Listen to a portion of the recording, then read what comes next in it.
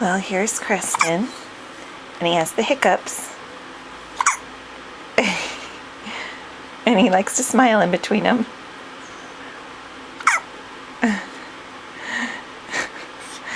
He had the hiccups every day in my belly, so he has them almost every time he eats, as his tummy gets used to eating real food. Real food. Huh, milk. Oh, pretty cute.